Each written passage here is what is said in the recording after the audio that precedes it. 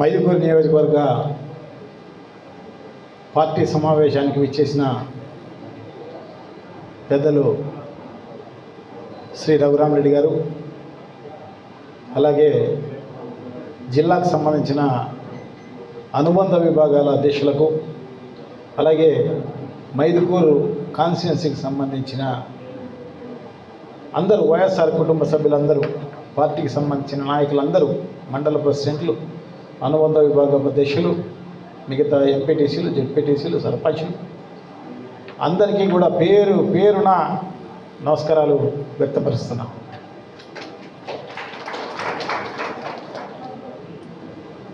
Party ఆర్గనైజేషన్లో భాగంగా party కమిటీలను, ఒక మంచి పార్టీ కమిటీలను నియమించుకున్నామన్న ఉద్దేశంతో ఈ సమావేశం మనం చేసుకోవడం జరుగుతుంది.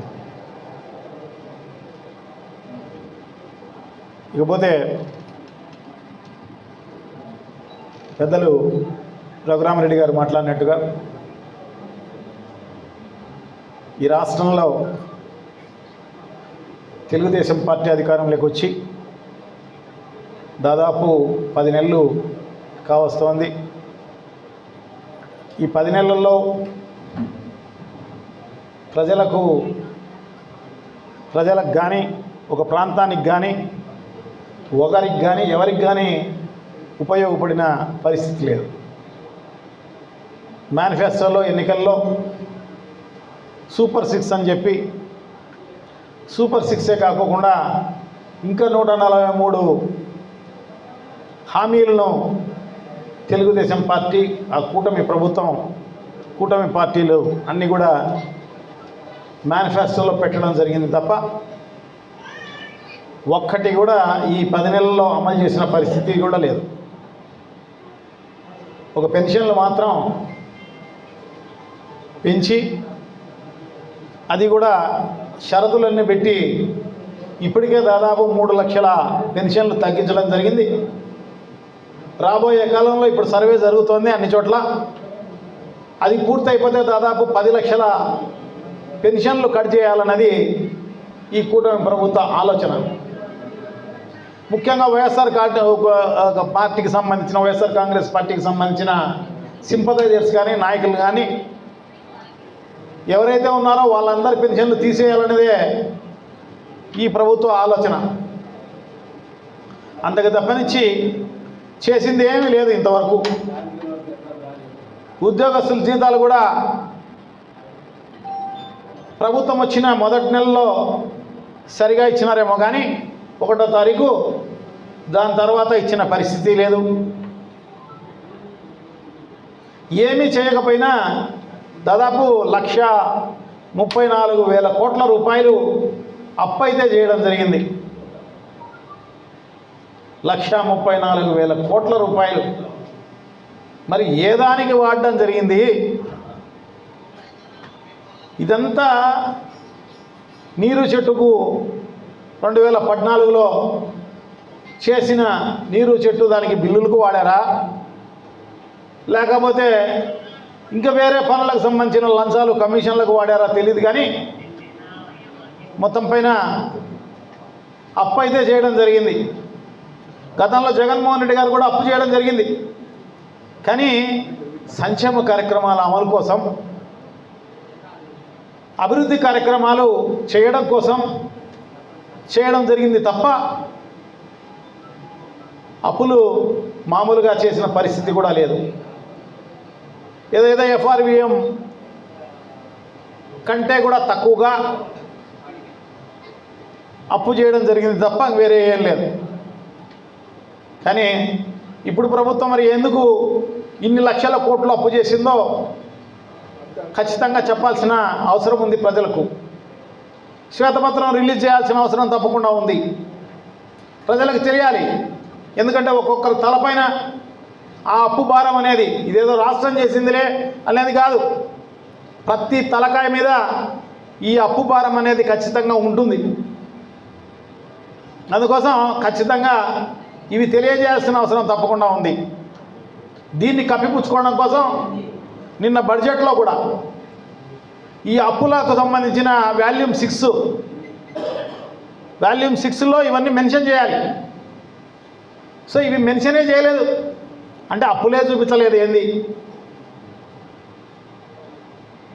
అప్పులే ఏం చూపించలేదు. బయటైతే చంద్రబాబు నాయుడు గారు అయితేనేమి, నారా లోకేష్ అయితేనేమి, పవన్ కళ్యాణ్ అయితేనేమి, వీళ్ళందరూ కూడా ఎవరైతే నోరు మాట్లాడితే చాలు జగన్మోహన్ రెడ్డి గారు ఆయన టైంలో 14 లక్షల కోట్లు అప్పు చేసినాడు, 15 లక్షల కోట్లు అప్పు చేసినాడు అని చెప్పేసి ఊదరగొట్టే కార్యక్రమం చేయడం జరిగింది తప్ప, చూస్తే మొన్న నవంబర్లో ఒక బడ్జెట్ ప్రవేశపెట్టినారు. అప్పుడు తెలిసో తెలియకో పయ్యావుల కేశవ్ ఆయన ఫైనాన్స్ మినిస్టర్ అప్పుడు చూపించినాడు అప్పులు ఎంత అంటే 6,46,000 కోట్ల రూపాయలు మాత్రమే జగన్మోహన్ రెడ్డి గారు అప్పు ఆ రోజుకు ఉంది అని చెప్పడం జరిగింది.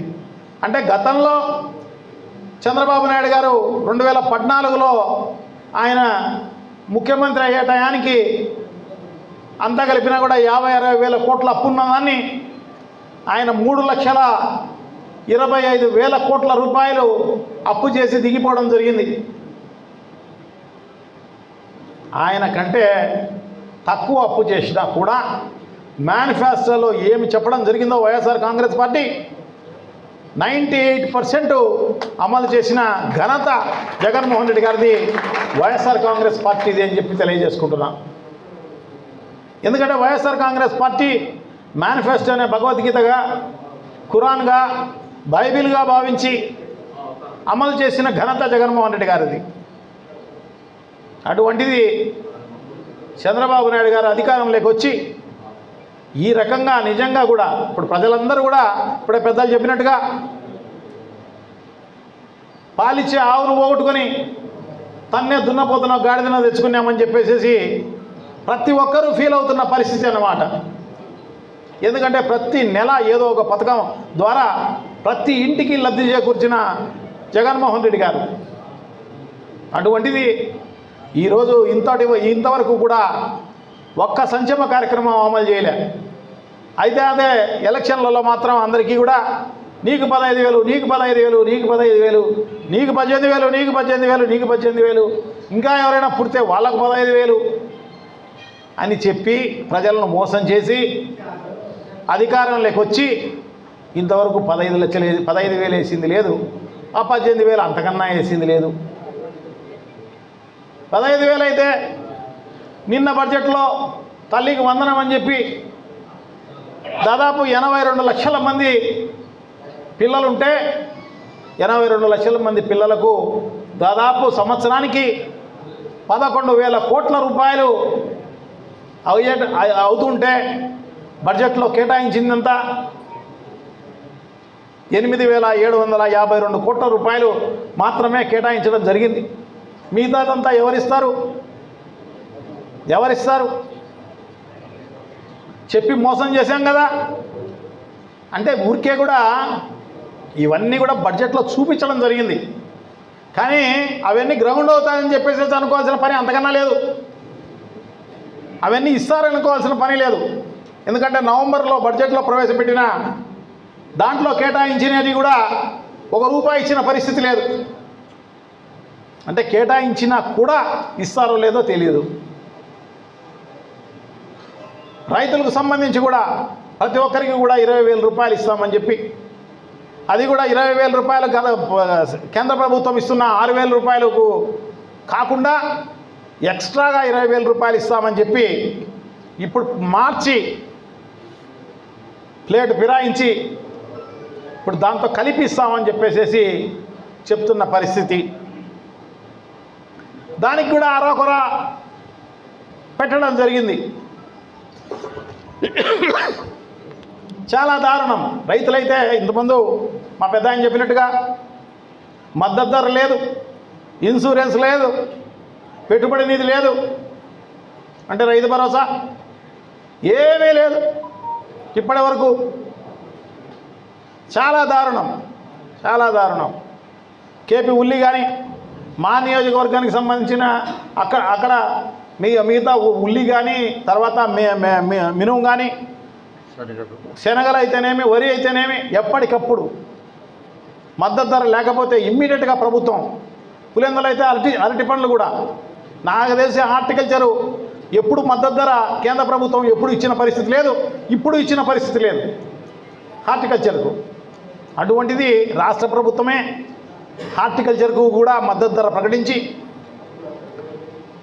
రైతుకు నష్టం జరగకూడదు అన్న ఉద్దేశంతో వాళ్లకు కొనుక్కున్న పరిస్థితి. అదే కాదు, ఇన్సూరెన్స్ కూడా మిగతాది కూడా ఖరీఫ్లో నష్టం జరిగితే ఖరీఫ్లోనే వాళ్లకు ఆ నష్టం ఇచ్చే కార్యక్రమం చేయాలి, రబీలో నష్టం జరిగితే రబీలోనే వాళ్ళకు నష్టం ఇచ్చే కార్యక్రమం జరగాలి అని చెప్పేసి చిత్తశుద్ధిగా అమలు చేసిన ఘనత శ్రీ జగన్మోహన్ రెడ్డి గారిది. అటువంటిది ఈ ప్రభుత్వం ఇంతవరకు ఒక్క కేజీ కాదు కదా, 1 గ్రాము కూడా రాష్ట్ర వ్యాపితంగా ఇంత దారుణంగా రైతులందరూ కూడా ఇబ్బందులు పాలవుతున్నారు. వర్షమే తక్కువ, పంట లేదు, పంటనే సొగము. ఏ పంట అయినా ఆ సొగం పంటకు మద్దతు ధర అస్సలు లేదు. చాలా దారుణం. అంటే ఈ ప్రభుత్వం ఏ దానికి పనిచేస్తోంది? 1,32,000 కోట్లు అప్పు చేసావే నువ్వు, మరి ఎందుకు ఇవ్వలేకపోయినావు? ఇవన్నీ కూడా ఇచ్చిండొచ్చు, ఇవ్వలేదు. చాలా దారుణం. మరి బడ్జెట్ అంటే అలా, రాష్ట్ర పరిపాలన అంటే ఇలా సాగుతోంది.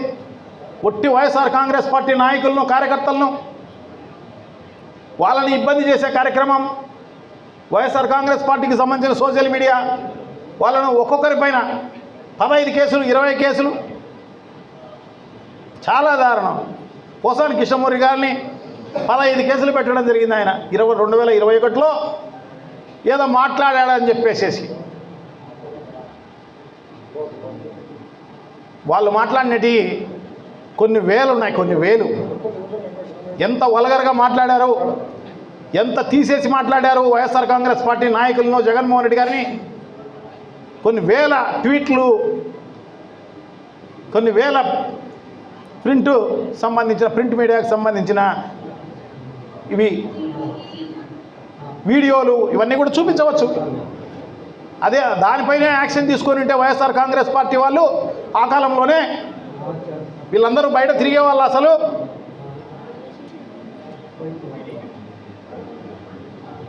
ఈ రెడ్ బుక్ రాజ్యాంగం అని చెప్పి అందరినీ దొంగ కేసులు పెట్టి, ఎస్సీ కేసులు, ఎస్టీ కేసులు, ఇంకొక కేసులు లోపలేసే కార్యక్రమం, హింసించే కార్యక్రమం. అంటే ప్రశ్నించకూడదు, ప్రశ్నిస్తే మన బండారం బయటపడుతుంది అని చెప్పేసి ప్రశ్నించకూడదన్న ఉద్దేశంతో ఈ ప్రభుత్వం ఈ రకంగా నడుచుకుంటున్న పరిస్థితి. తప్పకుండా ఇవన్నీ కూడా ఖండించాల్సిన అవసరం తప్పకుండా ఉంది. ప్రజాస్వామ్యంలో ఉన్నాం. ప్రజాస్వామ్యంలో ఉన్నప్పుడు తప్పకుండా ప్రతిపక్షం అనేవాళ్ళు, ప్రతిపక్షంలో ఉన్న వాళ్ళు వల్గర్గా మాట్లాడకూడదు, కానీ ఖచ్చితంగా ప్రభుత్వం చేస్తున్న దారుణాలను ఖచ్చితంగా ప్రభుత్వ దృష్టికి, ప్రజల దృష్టికి తప్పకుండా తీసుకుపోవాల్సిన బాధ్యత ప్రతిపక్షం పైన ఖచ్చితంగా ఉంటుంది. ఆ బాధ్యత నెరవేరుస్తుంటే వాళ్ళనందరినీ హింస చేసే కార్యక్రమం అంతా చేస్తున్న పరిస్థితి అన్నమాట. ఇక్కడ అక్కడ లేదు, రాష్ట్ర వ్యాపితంగా ఇదే జరుగుతున్న పరిస్థితి. సో రాజ్యాంగం ప్రకారం, శాసన ప్రకారం ప్రజాస్వామ్యయుతంగా గెలిచిన వాళ్ళు ఎవరైనా కూడా ప్రమాణం చేసేటప్పుడు పార్టీలకు అతీతంగా, కులాలకు అతీతంగా, రాగద్వేషాలు లేకోకుండా, పక్షపాతం లేకుండా మేము ఈ పదవిని నిర్వహిస్తాము అని చెప్పేసి చెప్తారు. చంద్రబాబు నాయుడు గారు కూడా అదే చెప్పాడు మొన్న కూడా. కానీ ఇప్పుడేం చెప్తున్నాడు? చిత్తూరు జిల్లాలో మొన్న గంగాధర నెల్లూరులో మీటింగ్లో మాట్లాడుతూ చెప్పడం జరుగుతోంది. అధికారులకు కానీ రాజకీయ నాయకులు కానీ. సో వీళ్ళెవరు కూడా వైఎస్ఆర్ కాంగ్రెస్ పార్టీకి సంబంధించిన నాయకులకు కానీ వైఎస్ఆర్ కాంగ్రెస్ పార్టీ వాళ్ళకి సంబంధించిన వాళ్ళు ఎవరైనా కూడా వాళ్ళకి సంబంధించిన ఏ పనులు కూడా చేయకూడదు. ఎంత దారుణం అంటే టీడీపీ వాళ్ళు మాత్రమే వేసింటే గెలిచినావు నువ్వు, ప్రజలు కాదా? ఎంత దారుణం! ప్రజలను మోసగించావు, అబద్ధాలని చెప్పావు. మోసగించి నువ్వు గెలిచడమే కాకుండా ఈవీఎంలు మేనేజ్ చేసి నువ్వు అధికారంలోకి వచ్చి ఇప్పుడు కథలు చెప్తావా? వైఎస్ఆర్ కాంగ్రెస్ పార్టీ నాయకులు చేయకూడదని అంటే నువ్వు రాజ్యాంగ ఉల్లంఘన చేశావు. ఖచ్చితంగా నీ పైన యాక్షన్ తీసుకోవచ్చు, నిన్ను ఇమ్మీడియట్గా డిస్మిస్ చేయవచ్చు. కానీ కేంద్ర ప్రభుత్వంలో కూడా వీళ్ళ ఎన్డీఏ కూటమి ఉంది కాబట్టి యాక్షన్ తీసుకోదేమో, కానీ ప్రజలందరూ కూడా గమనిస్తూనే ఉన్నారు. దీనికి మూల్యం చెల్లించుకోవాల్సిన అవసరం తప్పకుండా ఉంటుంది. అదే మా జగన్మోహన్ రెడ్డి గారు ఆయన ముఖ్యమంత్రిగా ఉన్నప్పుడు రాజకీయాల వరకే, ఎలక్షన్ల వరకే.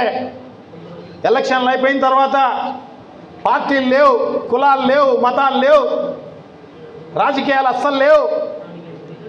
అర్హత ఉంటే చాలు ఖచ్చితంగా అన్ని సంక్షేమ కార్యక్రమాలు ఇవ్వండి అని చెప్పిన ఘనత జగన్మోహన్ రెడ్డి గారిది. అది ఒక నిబద్ధత కలిగిన నాయకుడు చేసే పని. నువ్వు ఇంత దారుణంగా మాట్లాడుతున్నావే, ఏం చేయలేరనా?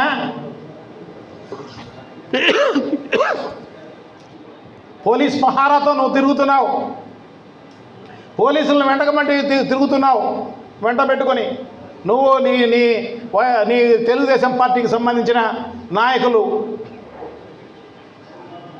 ఆ పోలీసులు లేకపోతే తెలుస్తుంది ప్రజలు ఏం చెప్తారు అని, ప్రజలు ఏం చేస్తారు అని.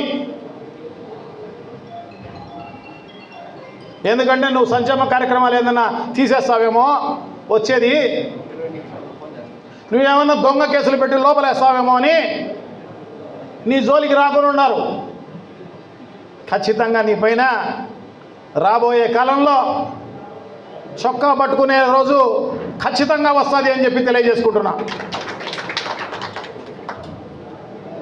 డెఫినెట్గా ఇప్పుడు ఎమ్మెల్సీ ఎలక్షన్ జరిగింది, ఉత్తరాంధ్ర నుంచి బిగినైంది, నీ count down బిగినైంది.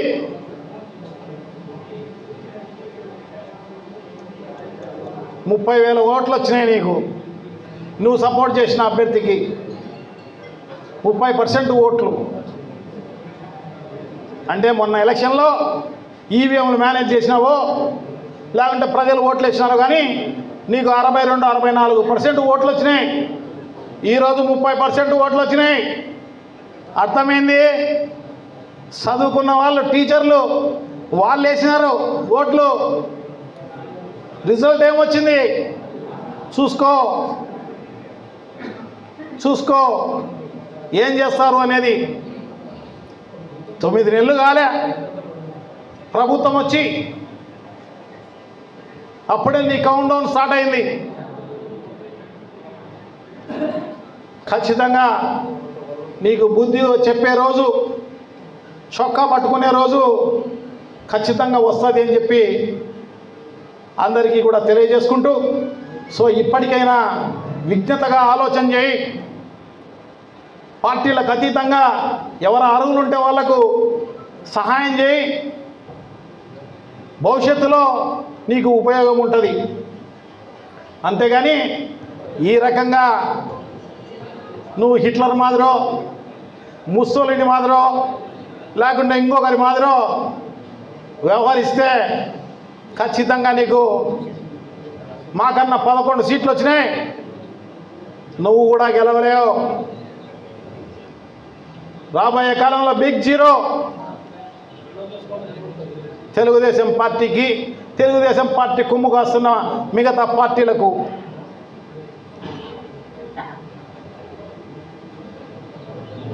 So thank you, నమస్కారం.